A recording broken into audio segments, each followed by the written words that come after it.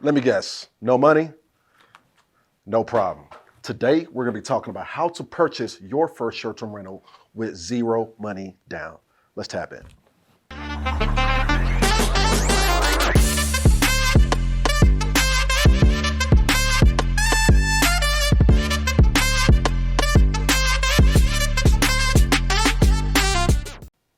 So we are talking about creative financing, which is one of my favorite topics in real estate. One of the things I love about real estate so much is the fact that there are so many ways to get it done. There's so many ways to purchase real estate. And right now, in times like this, you have to understand people's buying powers are dwindling. As such, it's taking longer for people to be able to sell their properties.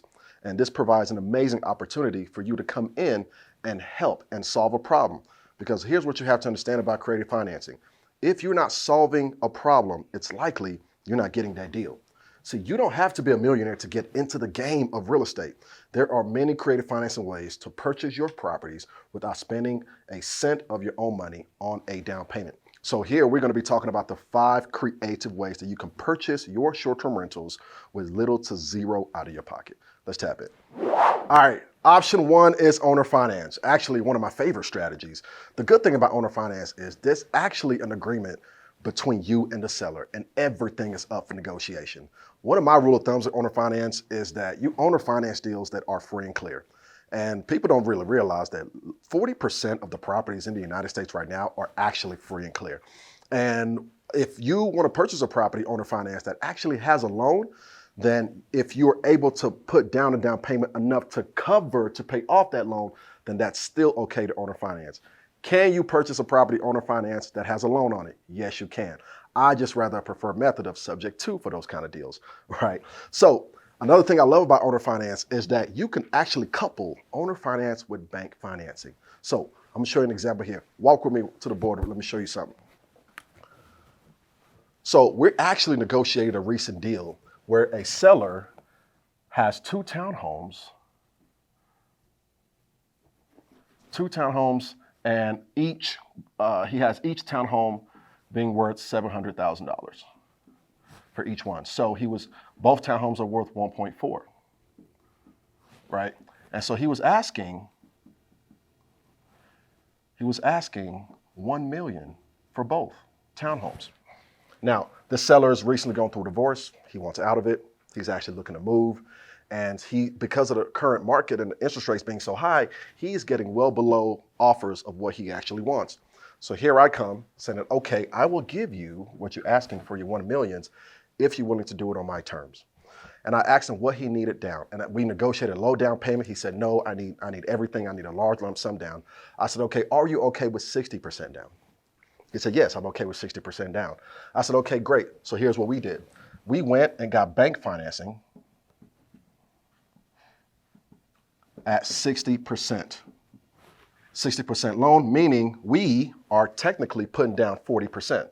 Trust me, that's a very, very easy loan to get. You tell your bank you're putting down 40%, very easy loan to get.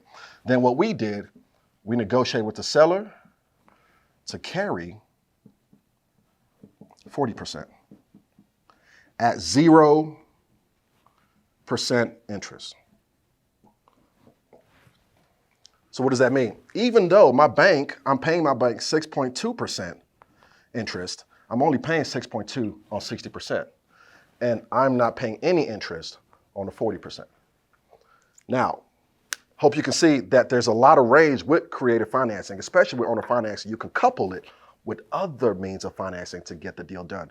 Your goal with creative financing is to be a real estate transaction engineer. And while most people can't see how to make money with deals like this, creative financing provides you that opportunity. Option 2 is lease options. And it's actually one of my favorite strategies because with lease options, you are combining the best of both worlds. You're combining rental arbitrage with ownership and you're bringing them together. With lease options, you are agreeing to a lease agreement but also a purchase agreement. And the purchase agreement that price is set at the purchase. So if your option agreement lasts 2 years, 3 years, 1 year, the purchase price is the price that you agreed upon on the front end of the deal. A lease option agreement, also known as rent to own, sets up a payment plan with the tenant, but a portion of each lease payment goes towards the purchase value of the home. Many HOAs and some towns have restrictions for subleasing as a short-term rental, but as long as it is allowed in your area, this is a phenomenal way, a great way to start an Airbnb without a traditional loan. See, with a lease option, you're signing two agreements. A lease agreement, also a purchase agreement. And a purchase agreement is a price that you agree upon on the front end. And no matter how long the lease term lasts, even if it's a 2-year lease, a 3-year lease, the purchase price won't be based on what the market is at the end. Is based on what you set in the very beginning. And a rule of thumb, we always set it up to where 10% of the payments that we make every single month goes towards the purchase of the property. So along with that, we always also don't put no more than 2% down on a lease option deal. So let's look at it. You have 2% down. You get 10% of your monthly payment going towards your purchase. Another thing that I recommend for investors to do is to take top 20% of your top line revenue as a short-term rental on Airbnb, put that to the side, and let that also count towards your down payment for the purchase of the property. With all three, the 20% of top line revenue, the 10% from the rents that you're paying, also the 2% that you put down, is very likely that you will have the capital, the funds that you will need to cover the down payment when you execute the purchase. So one thing I like about it, best of both worlds. Lease options is an amazing way to get into the game with little to no money down. Option 3 is zero down mortgages. And what's great is there are a few mortgage programs that offer zero money down for you to purchase your short-term rental properties. Let's take a look at a few. First, USDA Rural Area Development Loans. Very important to note that USDA loans only work in rural areas, and they're known to be a lot less competitive than normal conventional loans. Next is VA loans, and VA loans are known to be for military veterans, but it's important to note that even if you're active military, you can still qualify for a VA loan. Lastly is FHA loans. And yes, FHA loans do require a 3.5% down, some 4% depending on your situation. But there are a lot of opportunities to get down payment assistance, to get grants to cover the down payment for your FHA loan.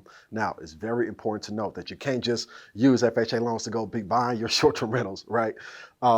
With FHA loans, you are required to live in the property for at least a year. This is why I believe and I think that if you are not looking to buy a forever home, a property that you want to live in for a long time, you can still leverage FHA loan to purchase a 2 to 4 unit, which will be my recommendation to what's considered a house hack. Live in one unit, make the rest of the units a short-term rental, and get your mortgage covered and then some, right?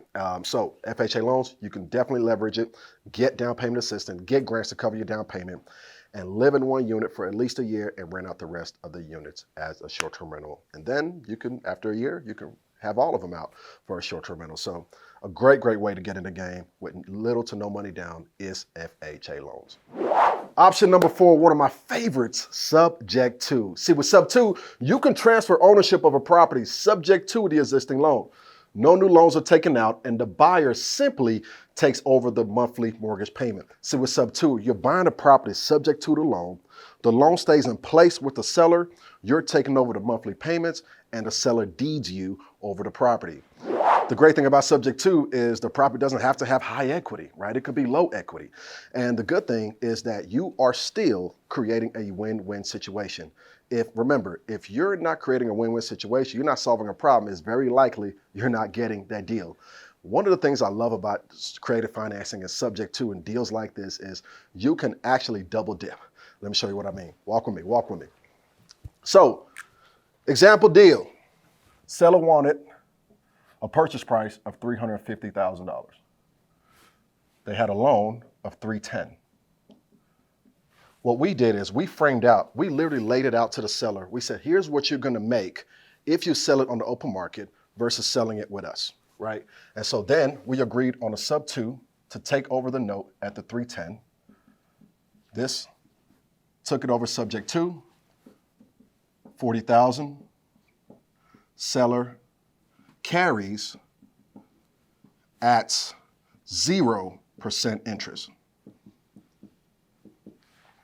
So even when I'm paying back to the seller, it's principal only payments. I hope you see what I did here. What we did is we double dipped the chip, right? And it's an amazing, amazing strategy because we combined subject to with owner financing. Your goal for 2023 is to be what I like to consider a real estate transaction engineer, to take advantage of deals like this that most investors would pass up. So also want to highlight some of the best lead sources for subject to deals. Let's not forget foreclosures, namely pre-foreclosures, are amazing for subject to. Probate deals, also great for subject to, especially when there's a loan on them.